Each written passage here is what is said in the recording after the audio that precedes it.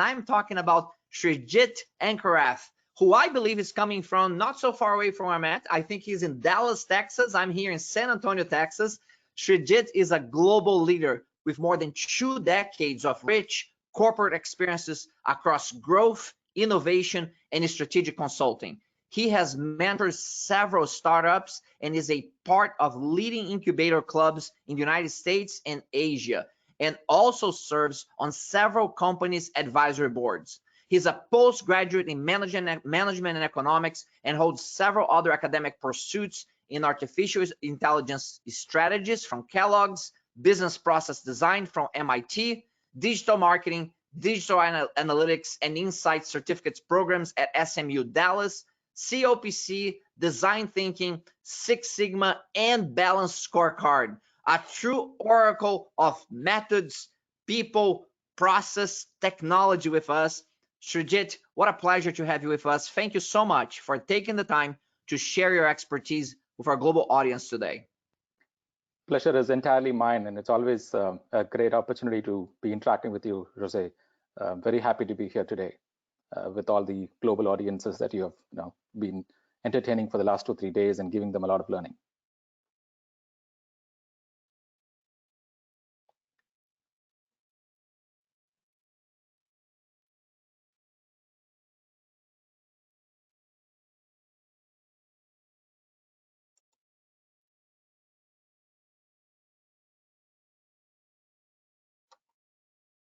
Hello?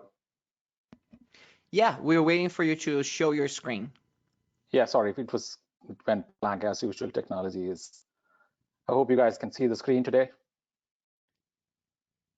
Right now? I think it may be coming up. Yes, it's on now, Sreejti. Thank you. Awesome. So, good morning, good afternoon, good evening, and a very warm welcome to all the guests who have joined this webinar from all over the world, and really appreciate you and thank you for joining us today. Conversational AI is one of the hottest topics in the industry and one that has fundamentally changed the optics of digital transformation, if you will. I've been a keen learner and a student of this space for the last several years, and looking at it from the last 5 years or so, it has made a significant progress, right, across a lot of industries and a lot of markets. And I'm very happy to share my learnings on what we've been able to achieve in this space, having worked with several companies, customers, and also partners, right, in this space whom we work very closely with. So let's get straight into it, right? So if you really look at it and everything that's been going around us from a COVID perspective, it is very, very apparent that digital innovation is imperative, right? It's a question of to what extent can you involve your initiatives to enable the customer be more digitally happy, right? In terms of whatever they need to do is what it's all about today. That's the game which is all about. So if you really look at in that perspective, conversational AI again is a huge augmenting aspect which improves the overall customer experience for various companies and global markets. So if the conversational AI market was about 5 billion in about 2020, and it's slotted to reach about 16 to 18 million, which is a CAGR of almost 30% in the next 4 or 5 years. So people are expecting a lot of growth in this area. And in my last count, there are more than 300,000 conversational AI virtual assistant or bots that everybody is playing around across the globe. So it's a very, very large number. And in a recent survey on what AI solutions do you really think will have the largest impact on the business, which was run by one of the analyst groups, virtual assistants, conversational AI, chatbots, they were almost at about 50% in terms of the largest impact on the business. So clearly there is a lot of momentum, there is a lot of expectation in this space, right? So let's figure out in terms of where has this space been in the last couple of years, and where is it today, and what is next, right? In terms of what can you expect from this particular space, right? And again, I'm a keen observer, a learner, so I'm very happy to share my perspectives on where we are and where we are headed as a part of the whole conversational AI aspects. So I see this world of conversational AI in 3 generations, if I really look at it. The first generation was a simple chatbot, a script-based interactions, which was engaging on a single channel, right? And most of the times it had one single source of interaction, right? And most of the logic were hard coded, which is what I call the chatbot generation. And then came the virtual assistant generation, where it was more about conversations, right? People started figuring out how to have slightly better conversations with a virtual assistant or a chatbot. It started getting better in terms of trying to understand what the user is saying, what the user intent is all about, and at least be able to handle one or at best two intents in terms of what it has been asked, right? So if you were to ask a question, hey, I'm looking for my order, right? It can understand this in a fairly natural way, right, and try to respond to you based on the context of the fact that it is integrated with your CRM like a Salesforce or anything else, and then it is able to retrieve that information. So very, very slightly more generational, more conversational, and also able to execute certain amount of actions by integrations of it at the back end. So that is what I call as a second generation chatbot. Now come today, right, and come tomorrow, what we are seeing is a generation 3 or a generation 4 chatbots, where the context of conversations via a very advanced NLU capabilities extremely rich. So you can literally talk like how you and I are speaking as humans, and there is an ability for us to integrate this with both voice as well as text. So you can use either a channel of you want to talk to it by voice, or you can start typing it and interact it with a chat with a text. And it's also capable across all channels, right? When I say all channels, right from your messaging channels, your WhatsApps and Facebook messengers of the world, or it can be a voice channel through your IVR that you can interact, or any other channel of your choice, right? So it is omni-channel, and it also today, a lot of conversational AI is able to integrate its data sources, which is both structured and unstructured. So it gives a lot of options for us to be able to then have information sources that can be readily available at the beck and call of both the customer as well as the employee who's handling the particular aspect of it. So this is how I see the generation of conversational AI come through in the last couple of few years. And it's interesting to understand in the same context, right, what next? And we'll be speaking about it as we go by in the next few slides. But I think it's a time for me to understand from the context of the audience that I'm speaking to, where are you in the journey? And I would probably encourage, I would ask Jose to run my first poll here, if you want. The poll is, which generation IVAs are you currently implementing in your respective organization? So Jose, if you can help the audience. I will do that right now. The first one will be, which generation IVAs are you currently implementing in your respective organizations? So for the audience now, you're gonna be launching this. So if you could take your votes as quickly as you may. Which generation IVAs are you currently implementing? Go ahead, and the poll is open now. Go ahead and vote on that. It's being distributed. So which generation IVAs are you currently implementing in your respective organizations? Is it first generation, second generation, and third generation? Basic script-based, single channel, multi-turn, single intent conversations, multiple intent, low effort deployments? You're all awesome. You're already voting. Vote quickly so that we can keep the presentation moving at a good place and getting your input on this. So what generations do you have? If any, first, second, third, what does it look like in your organizations? What is the level of maturity right now when it comes to conversational AI? So again, for those of you who may be a little distracted, the poll is up right now, and I'm waiting for you to vote in one of these three options. And awesome, almost everybody has voted. Great audience as usual. I'm gonna close this poll now, and I will share the results with everyone, and I'll read them out loud for you, Sreejti. So what we see here in this audience is that 53% of them are first generation, 42% second generation, and only 3%, I'm sorry, 5% at third generation. Got it. Yeah, I think it's very much in line with what we are seeing in the market in terms of various geographies and whatever is happening elsewhere. So a lot of companies are beginning to be in the stage of between the second and the third, not necessarily the first. It's again depends on the maturity of the organizations on several aspects. So Jose, I also want you to do one more poll very quickly, if you don't mind. The poll is about the scale of conversational AI deployments in the organization today. Terrific. We have just shared that. It's being distributed to the participants right now. So the next poll here, what is the scale of conversational AI deployments in your support organization? Is it nascent, proof of concepts, currently evaluating multiple vendors, a few deployments, still exploring solutions, or fairly broad, aligned on the solution stack and architecture? So please go ahead and take your votes from what is the scale of conversational AI deployments now from your support organization's perspective. So take the most educated guess if you're not necessarily close to your support organization. I would suggest take an educated guess on where you think your organization is out of these three options here. Very, very well. We're almost past the halfway point in terms of participants voting.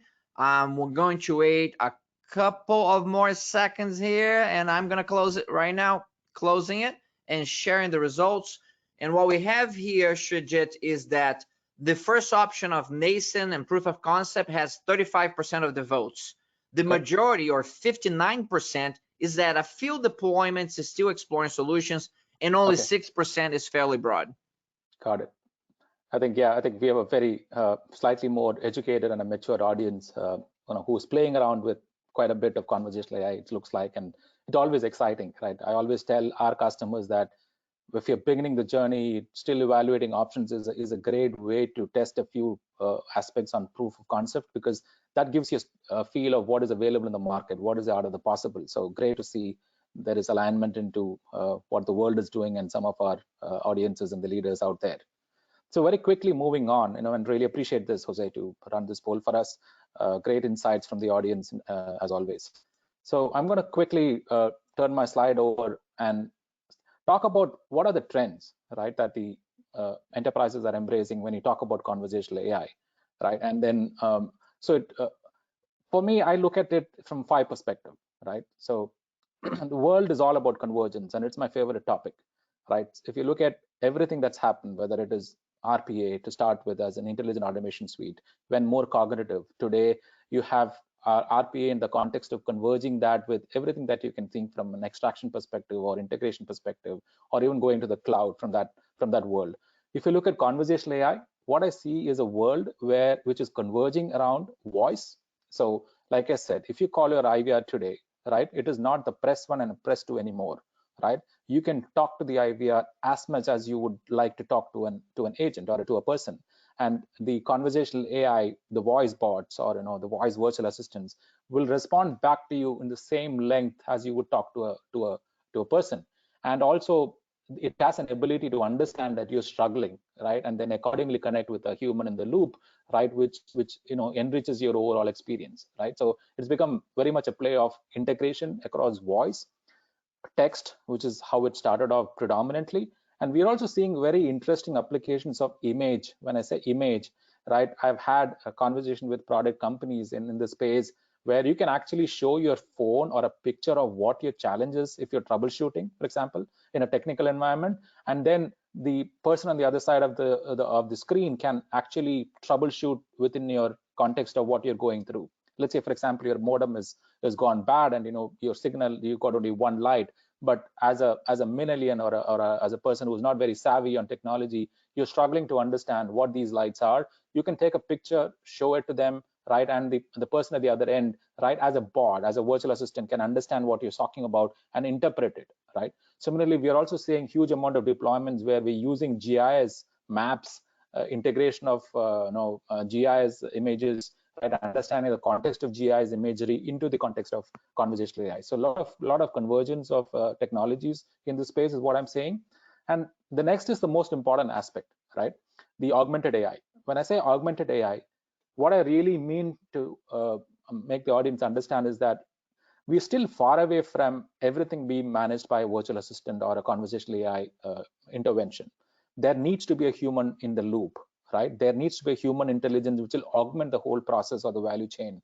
And this is where more and more it is getting complex, because most of the basic stuff can be handled by a conversational AI. Today, I do not see any human taking a call on basic FAQs, for example, on a retail product or a financial product. Now, this is already been handled and managed extremely well by a conversational AI. But the moment that gets a slightly more complex, right, and where you need a guidance from somebody and you're struggling, right, because there is a sentiment attached to this. So for example, I can understand if you're struggling because of my voice, my tone. So I'm injecting speech analytics in the context of conversational AI. I'm trying to understand visual cues that you're presenting, and then I realize, you know what, maybe as a customer, I'm not very happy with what is happening in the world of what my experience is, and then I connect to a human in the loop who can better handle that conversation. So a lot of contextualization and personalization happens by ensuring that we're able to take digital clues, right, and then hand it over to an agent with everything that you can understand on the interaction basis, and then the entire conversation is completed. The next important trend is it has started from natural language processing, natural language understanding, and today conversational AI products, right, at least the 4th generation products, are also able to generate content, right, through artificial intelligence. And this is one of the most exciting trends that I'm personally looking to explore more, because there are very few people who are integrating all of these elements. But the fact that the NLP, the NLU, and the NLG is coming together is a great way forward in the context of conversational AI, right? What we are also seeing is, in terms of the conversational design, is like in RPA and other aspects of intelligent automation, everybody is trying to come to a stage where there is very minimal build of a design, right, of a journey, and which is almost zero, right, in terms of what the expectation is. At least that's the goal that everybody is chasing. And the fact that, you know, you can readily deploy a conversational AI by the industry, by the value chain, by the vertical, right, or a horizontal, or a market, or a particular problem statement. That is what everybody is going after. And the last one is what is one of our favorites in Tech Mahindra, where, you know, we are trying to do this at the market at a very large scale, is what we call as the 4 C's. Now, 4 C's is the coming together of creative content, creative, commerce, and care, all in the same breath. So today, conversational AI is being looked at solving for all the 4 C's, which involves ensuring that the content is first understood. We are able to understand the context of where the customer is in the journey, right? Ensure that we are able to give the right creatives in terms of giving the information that is right for them, right, through various forms. It could be rich media, it could be text, it could be messages, it could be a voice call, it could be an outbound call into the customer, it could be anything, right, in terms of designing the content through various creative ways. And then a lot of companies today are benefiting by mixing commerce in every touch point of conversational AI. I've had an example of a very large partner that we work with, who have generated almost $500 million of additional revenues for its customers. So a lot of interesting aspects, and almost 60-70% of companies who in the e-commerce, retail, and financial sectors who have deployed commerce using conversational AI are seeing a huge uptake in terms of the overall revenue that they're able to generate through these channels. So a lot of action there. And lastly, care, which is how it started off, right? Ensuring that the customer journey is managed at every touch point. So this is what some of the large trends that I'm seeing in the market when it comes to conversational AI, and I'm hoping that some of the audience are already playing with it, or it'll give them a good clue on when they're looking for products and services in this particular space. Quickly moving on. So if you really look at what are the use cases, right? And this is something, again, everybody wants to understand. If you talk about UI enterprises wanting to get into the virtual assistants or a conversational AI, right? What are the use cases that people are doing? And again, the expert opinion is that 85% or 90% of the customer interaction will be handled without, right, an intervention that is meaningful from a human agent. So a lot of expectations in terms of what can be automated and what are the use cases that we are seeing in the market. So again, I see this in 3 parts, right? Now, if you look at conversational AI, there is a conversational AI who can essentially talk to a knowledge base, right? That is the first level of use cases that we are seeing. So let's say you have thousands of documents spread over the entire knowledge management in your organization. It can be PDFs, it can be embedded as a part of a CRM, an ERP, a system of record, a system of interaction, or it can be voice calls or text analytics, right? So we have data everywhere. Now, how do you connect all these data sources, right, to a knowledge base, right, which then forms a part of a knowledge base? So you have a list of use cases that organizations are doing, which is talking to a knowledge base. So that's the first level of conversation or use cases that organizations are readily able to do. And the good thing is that this is a great starting point, because a lot of these are internal. That's how they started off. And once they're very comfortable with internal knowledge base and how the conversational AI is matured in this particular design and the experience part of it, they use the same knowledge base and to the customer as well. So there are knowledge forums today, which a lot of companies like Chorus are very popular for. But every company has a knowledge base which is extended to the customer, and this again conversational AI is able to intervene meaningfully and ensure that a lot of support calls into the centers are eliminated. So that's the first conversation of use cases that we're seeing. The second is talking to an application, right? And like I said, in the second generation or the third generation, today a conversational AI product, both the voice context and the text context or an image context, can talk to several applications right at the same time, right? So we have enough amount of APIs that all the organizations are either extending it, or at the product level, we are able to ensure that the APIs are available for you to integrate with. So whether you have a SharePoint, a ServiceNow, you have an Active Directory integration that is required, an Oracle, it does not matter what it is. All the conversational AI products out there in the market today of scale can integrate with any application, whether custom application or otherwise, which is available, right? Which is what we are seeing. So if you combine the first and the second, right, there'll be a lot more use cases that you can extend both internally and externally. The last what we are also seeing is talking to a support center. Excuse me for interrupting, but your audio has ceased to broadcast. Oh, so if you can do a check there, making sure your audio connection is okay. We are not able to hear right now. We can see you but not hear you. Oh, okay. Are you able to hear me now? Hello, can you hear me now? Can you hear me now?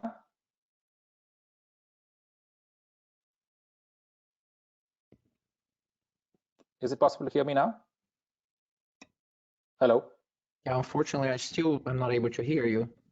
I still have my internet, which is on it says it's at 500 megapixel or whatever Mbps. So I don't know what is going on. So I'm gonna let you proceed. And audience, if you are able to hear Sreejti right now, I just want to make sure it's just not something maybe on my own side. Let me know. Sreejti, go ahead and proceed. I'm gonna wait for some feedback from the audience. I think they can hear you fine. Maybe something on my end on this case. Apologize. Please carry on. Okay, got it. Yeah, so again, the third type of conversation that I'm seeing is talking to a contact center, right? And ensuring that we're able to automate a lot of call types, which is getting into the contact center. And there is a huge amount of cost leverage that organizations are able to achieve by ensuring that the conversational AI is, as an intervention, is reaching the support centers and augmenting the huge and where you're able to do multi-turn conversations, judgment, incentive conversations, and several other aspects that I told you as trends. Again, I just want to quickly pause and take a moment and check with Jose. Is the audience able to hear me, or do we need to do something about this? Can you guys still hear me okay? Jose? Okay, I think I'll continue in the interest of time. What are we seeing as use cases across enterprise, right? And again, this is not an exhaustive list. This is mostly popular list that all of us are trying to do in the various horizontals and vertical spaces that's available for us. So if you look at banking services, account management, ATM services, these are some of the use cases. You look at insurance, again, code to policy, proof of insurance, policy statement, and reconciliations around this, anything around premiums, telecom, billing assistance. So you get a plethora of use cases that we are seeing. And what is interesting also is that what we are seeing is that almost 40% of millennials are engaging with the conversational AI very effectively, right? And it's just not the new generation of the current generation which is able to use the chatbot, but we are seeing a lot of extended use across generations when it comes to conversational AI, which is really encouraging, especially when it comes to democratizing this as a meaningful intervention for various organizations. Just taking a pause here in terms of what customers can expect when they are deploying conversational AI solutions, right? For me, the essence of a deployment of conversational AI begins with a human-centered design, where you start with empathy, design thinking, right? Mixing context, personalization, right? And ensuring that you're able to meaningfully intervene at every touch point and channel, right? In a very highly secure environment. Now, that is a minimum that you should expect when you deploy a conversational AI product in the market, in your company rather, right? And this is where we are making a lot of interesting bets in terms of combining and converging various aspects of what I spoke about, right? The 4C impact. If you can combine content, creative, commerce, and care, right, in your conversational AI deployment, I think you would see larger ROI in terms of everything that you are wanting to experience. So whether it is a customer experience you want to improve, or you want to ensure that every touch point is maximized in terms of upsell and cross-sell, right? If you're able to combine these 4Cs, right, in a conversational AI deployment, that is yielding a lot of benefits for our customers, is what we are seeing, right? And what is also interesting is that today most of the conversational AI products out there in the market are able to learn over time. They're scalable across all channels, and they can and humans are necessarily only managing higher order transactions or complex transactions, and that's what we are seeing from a deployment standpoint. So areas with business impact in terms of conversational AI. For me, there are 4 basic benefits that we are experiencing with customers, right? One is, especially when it comes to supporting organizations through their contact centers or support centers at the back office or the front office. One of the biggest benefit that we're seeing is the cost takeout, right? Because traditionally, if you look at voice channel, is the most costliest channel across all engagements with a customer, right? And today, because of various other digital interventions, which includes messaging, right, asynchronous messaging at that, right? You're talking about bots which can handle a lot of support queries on its own. There is a lot of cost takeout and less pressure on organization from a scaling perspective.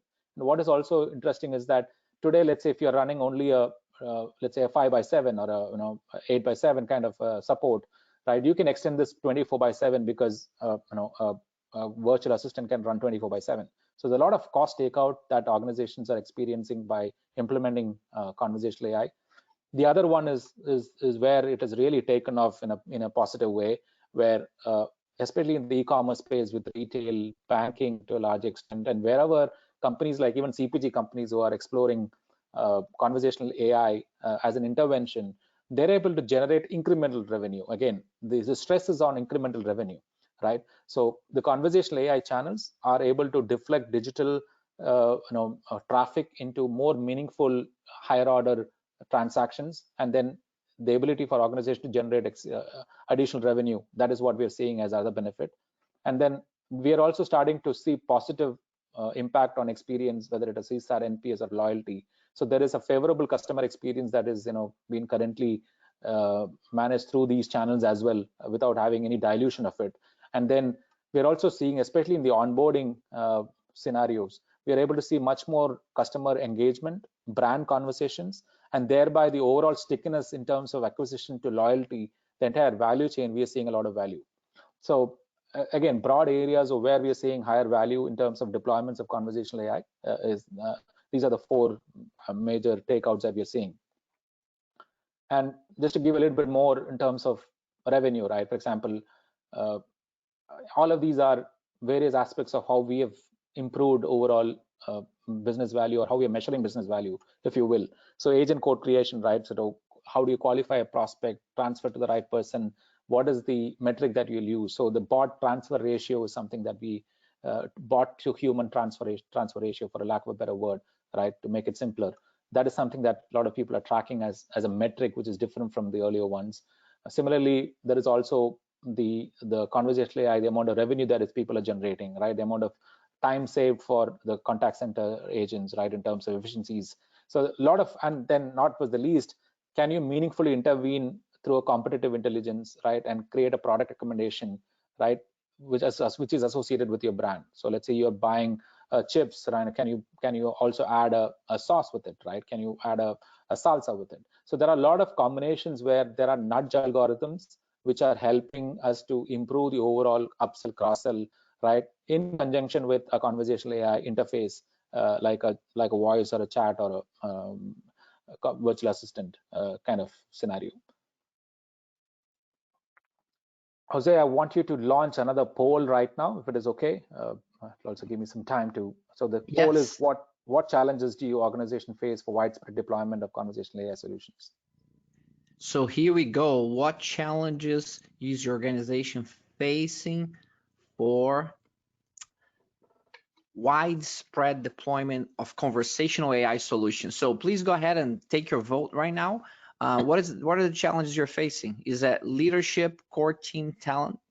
Is it unable to align on a solution architecture across the company? Is it lack of use cases or the ROI? Is it NLU solution? So what are the challenges in your organization? Of course, you can only pick one here. Pick the one that you think is the most important challenge in your organization out of these 4 options. So thank you, all of you already voting. I'm gonna take a moment here. Votes are coming in. Well done. Give you 5 more seconds here to take your vote. Out of these 4 options, what is the biggest challenge you're facing? Most important challenge, perhaps. Well done. So I'm going to close it at this point. I know some of you are still voting, but I have to close it now. And I'll share the results with everyone. And what it looks like is that leadership, core team, and talent is still the top driver at 38%. Unable to align on solutions, 25%. Lack of use cases, 31%, and LLU solutions, 6%. Very interesting. Very interesting. It surprised me a bit, to be candid. I thought a lot of products are at least claiming that there is a low-code deployment, and to that extent, there is not so much of investment in a talent perspective that will help you, institutionalize the conversational AI. But yeah, I think we still have a long way to go. That means interesting insight. I also want you to run my second poll, if you don't mind. This is what are the most important attributes that you look for in a conversational AI? Launch it, that one right now, Sreejti. And what we have here for the audience is that the most important attribute that you're looking for in a conversational AI partner. What are you looking for in a good partner? Is it brand and scale of deployments? Is it price and the effort of deployments? Or is it the product roadmap and solution maturity? If you have to pick one of these 3 here, what is the biggest driver for you? What is the most important attribute? Well done. You're taking your votes already. We have about 10% of the audience voted already. And I'll give you a few more moments here to choose the most important attribute out of this different options. Is the brand and scale, price and effort, product roadmap and solution maturity. So coming in, 70% of you already voted. Well done. You're getting good at this. All right, so I'm gonna wrap up now, and I'm going to share the results. And what it looks like is that brand and scale of deployments is only 13%. Price and effort of deployments is 25%. And product roadmap and solution maturity is 63%. Very, very, very heartening to see that. I think that's the most important attribute, right? Because this is an evolving space, and there are big players, there are hardcore product companies which are giving the big organizations a run for their money. So when I say big organizations, everybody right from Google, Microsoft, Amazon, all of them are obviously trying to lead this space in one way or the other. But there are very, very good unicorns and startups which are giving almost on parallel or better value in terms of their deployment story and the successes that they have achieved. So and this space is forever going to evolve for another maybe 1 or 2 years, is what I feel looking at the current case of what we're trying to do. So it is always imperative that there are multiple use cases with different product companies and the enterprise partners that you can play with, so that you get a sense of both their vision and their solution maturity over a period of time, as well as the next generation. And that is very critical, especially when you want to start aggregating your architecture at an NLU level, And today, what we are doing essentially as an organization is that a time has come where we can create almost like a common architecture which can use a best of the breed solution. So think of it like, you might run 5 different NLUs at the back end, But I can still fetch the most important and the best of the breed solution in terms of response time, and then use that to power our conversational AI response to the customer, right? In the way, especially about intent recognition and multiple intent that we need to recognize. So there is a best of the breed architecture which is available today. It's almost like a common architecture that you can reference, and then that's an important development which will further help you to take a call at what is really working better for you as an environment. So very quickly, I'll move, and I think we are also almost running on the close of the hour, and what I would love to take some questions. I just want to check with Jose, are we good with time? How much time do I have? Well, we are at the Q&A time already here, so we have 7 minutes for Q&A, and whatever time you have left here, I would suggest that you just wrap up when you can. Perfect. So we can jump into Q&A. Yeah, I'll just take another maybe a minute more, and this is my favorite slide, right? So I've been in the transformation space for the last 10-15 years, and what I see is what I call the ABCD of transformation, right? So augmented AI, I still feel human is the most important element in a transformation roadmap for you, right? And that is what I see as the first one, right? So how do you combine the conversational AI, the bots, the virtual assistant, right? Everything that you've seen in artificial intelligence, along with a human, right? That is the most prima facie way, and that is of the human-centered design that is important from a transformation element. Then it's about botification. What I mean by botification is that when RPA started getting democratized, there was almost a vision of a bot for every employee, every customer. I think very soon conversational AI also will reach that stage where you're able to create your own conversational AI agents at a beck and call, put it on your desktop, or put it on your mobile phone, run with it, right? So I think a democratization or a botification is going to happen. Convergence, we spoke about this earlier, right? And I again touched on democratization through the botification process. And lastly, but not the least, all of this have to be done in the context of creating a favorable customer experience. To me, this is in totality what I would call a true transformation as a final comment, right? And everything has to play its part. Automation has to play its part. Analytics has to play its part, right? Conversational AI, right, has to play its part, and human, right, obviously is the most integral part of the human-centered design that we have to generate for organizations. I'll take a pause here. I'm happy and open to more questions the audience might have. That is fantastic. So would you please stop showing your screen, and I will bring my camera back on, and the questions from the audience. You have about 5 minutes, so I want to get right into it with some good mix of technical questions and kind of like higher level approaches. I'm going to start with some of the technical questions that came up. We have a question from Suresh Kamesh Najamuri, and he asks that most of the conversational experience tools provide second and third generation solutions. He's really asking for some guidance here. Is there any tool that can help in proactive predictive AI voice messaging in notification? He says that that's possible with RPA, but he's curious if there is a conversational AI tool that's for proactive predictive AI voice messaging and notification. Yeah, so we have found some. Again, I'm going to call some names out, not necessarily because there is a favoritism to this, but these are solutions that I've looked at, worked closely in some form. There could be others in the market, so I'm going to put some caveat to this answer. There are two ways to look at this, right? A lot of algorithms are at the back end of a conversational AI, and which we call as nudge algorithms. And this is working for us extremely well in the commerce use cases. So like I said, right, so if you bought a product and you can always buy additional products with it, then there is a nudge algorithm which is powering that aspect of the analytics. And then the push of that is through a messaging channel, right? So there are players like, for example, LivePerson, for example, is a huge example that we work very closely with, who's done a fantastic job of combining proactive messaging and, right, for example, the rest of the conversational AI, whether it is a bot or anything else. Similarly, we have also found some success from companies like, for example, Amelia. IPsoft is another example that we have done very well. On the Asia Pacific side, I know a partner called Yellow Messenger. So there are various players who have done quite well combining elements of nudge algorithms, put notifications, right, and messaging and everything else around it. I don't know whether that's what he was looking for.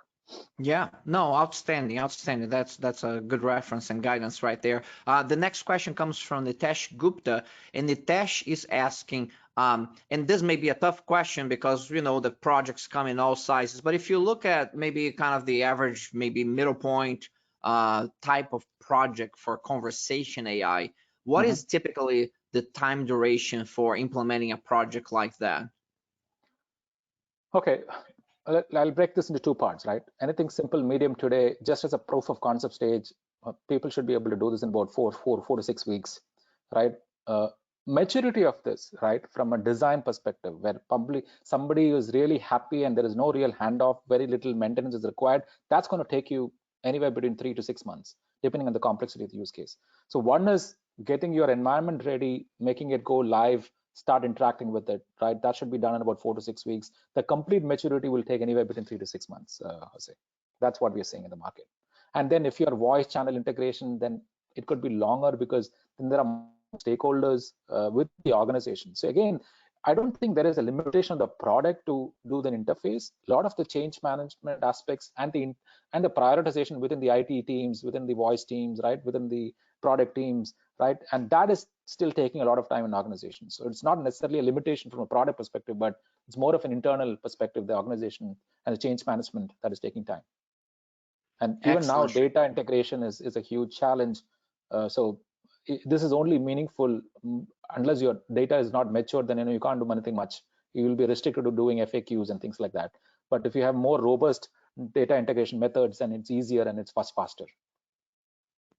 Absolutely. And Sreejti, if you look at the last 12 months or so, of course, we're all living through a global pandemic, lots of disruption happening everywhere, but the pace of technological innovation continues to be brisk, and if nothing, perhaps accelerated by the events. I'm curious, if you look back at the last 12 or 18 months, are there new developments in conversational AI that have happened then that some people may not be aware of? They still, when you say conversational AI, maybe thinking about things that happened 5 years ago. Anything that's maybe gets you excited about technically from what happened the last 18 months or so? Yeah, the fact that today we're almost moving to a stage where there is horses for courses. Okay, when I say that, people are getting super specialized in a vertical or a horizontal or a function. To the extent I know that there are conversational AI products only for sales and e-commerce, right? There are conversational AI products who are only focusing on financial services, for example. So there is super specialization, which is really getting excited because then you're getting that much more granular in terms of solving problems for the customer. That is something which has changed fundamentally. Then, like I said, and I was hoping that the audience will vibe with me when I said that there is still less effort and less effort which is happening in terms of deployments, in terms of design, right? And I think very soon we will reach a stage where there is minimal requirement in terms of design and deployments, right? So which is something which is exciting, which has happened. And last but not least, like I said, the integration of the voice, text, image, right, and like components of GIS imagery, right, combining with Google Maps. I'm like, there are so many things happening in terms of convergence, which is a very exciting place to be, especially when you look at conversational AI. So that's the way I see, and those are some of the aspects. And one last thing, which I am personally involved in a project, is VR AR. So just imagine, artificial virtual reality combining with conversational AI. That is an exciting space for me personally. Very much so, Sreejti. We're out of time, but I want to make sure that we can still have a connection here. What is the best way of following your work? Is it connecting with you through LinkedIn? Are there different channels that we can use? How can we follow this fascinating journey that you're on? Yeah, I'm on LinkedIn and I'll be very happy to connect with all our audiences, and whoever needs any guidance of sort, more than happy to be of help. If you're closer to my world, then we have a lot of networking places where I go at least once a month, right? And we have a very free-flowing discussions. So close to Dallas, or if you're visiting Dallas, very happy to meet any one of our leaders. That is fantastic. I'm gonna check you out next time I'm in Dallas. And sure. Listen, thank you so much for sharing your expertise with our global audience today. What a wonderful review and perspectives on conversational AI. We're all much better off as a result of that. Thank you so much for your generosity and sharing your insights and expertise. Thank you, Jose, and thank you all the viewers. Be safe. I know a lot of things are happening across that we can't control. Be secure, be safe, and good luck to all of you. Thank you so much for being here today. Thank you. Ladies and gentlemen, that is Sreejti Ankarath, Vice President at Tech Mahindra, and really a masterclass on conversational AI, on what are the current trends, what are the applications and use cases. And thank you for wonderful engagement from the audience throughout. You've always impressed me with your thoughtful questions, challenging questions, making sure that we are getting feedback from the speakers that are useful for your context. And you also rescue me when my audio seems not to be working very well, which I appreciate. So we're going to wrap up the session, but I'm super excited about what's coming up next. We have another tremendous leader in our industry joining us at the top of the hour, and I'm talking about Ara Bhattacharjee, who is the enterprise architecture leader for Mondelez International, and she's going to be talking to us about RPA roadmaps, trends, and scope from an enterprise architecture perspective. So Ara is an incredible business and technical leader, really blends those areas incredibly well, and always has very insightful, practical perspectives from someone who is implementing these things at a global organization like Mondelez International. So I'm gonna close the session now, take a break, and we'll see you back again at the top of the hour. Thank you.